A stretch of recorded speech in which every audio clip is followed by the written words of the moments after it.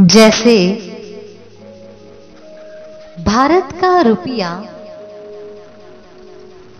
यदि इंग्लैंड में ले जाना हो तो उसे यात्री लोग पाउंड में परिवर्तित करवा लेते हैं ताकि वहां काम आए। ऐसे ही इस जन्म की धन संपत्ति यदि आपको अगले जन्म में ले जानी हो तो उसे पुण्य में परिवर्तित करवा लीजिए ताकि वहां काम आए। जैसे रेल, सड़क, विमान आदि से सांसारिक यात्राएं होती हैं, उनका एक लक्ष्य होता है। ऐसे ही जीवन जीना भी एक यात्रा के समान है। यह आध्यात्मिक यात्रा है।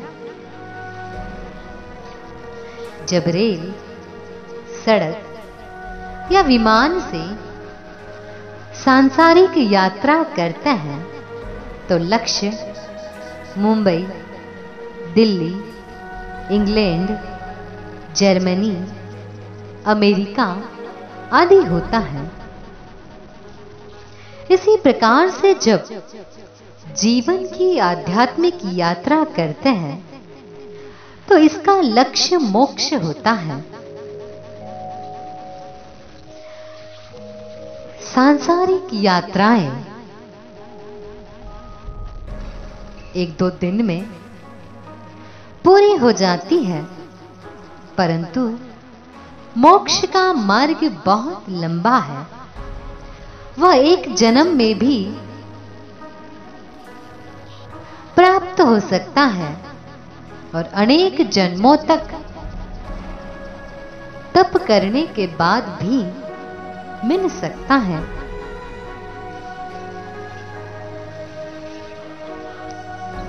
जैसे रेल, सड़क, विमान आदि की सांसारिक यात्रा में धन संपत्ति की आवश्यकता पड़ती है, ऐसे ही जीवन चलाने के लिए भी धन संपत्ति की आवश्यकता पड़ती है।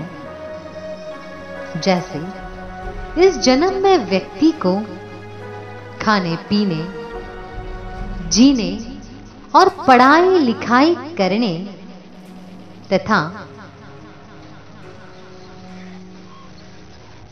संसार के और भी कार्य करने के लिए धन संपत्ति चाहिए। ऐसे ही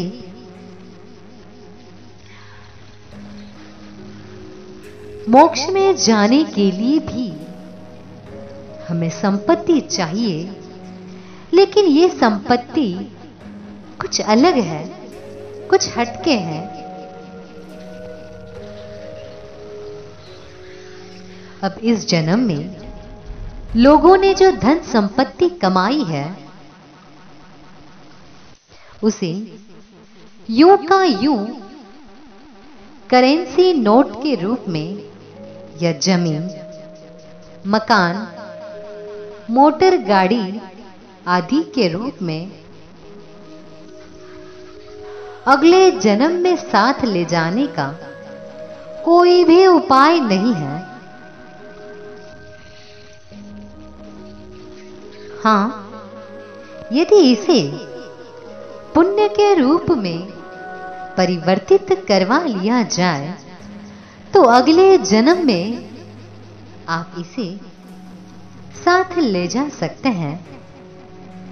जैसे इंग्लैंड यात्रा के समय यात्री लोग भारत के रुपये को पाउंड के रूप में परिवर्तित करवा लेते हैं। यदि कोई व्यक्ति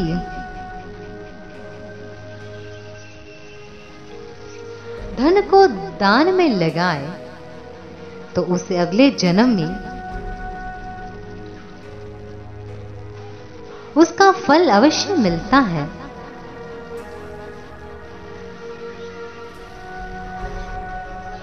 और यह पुण्य दान में दी हुई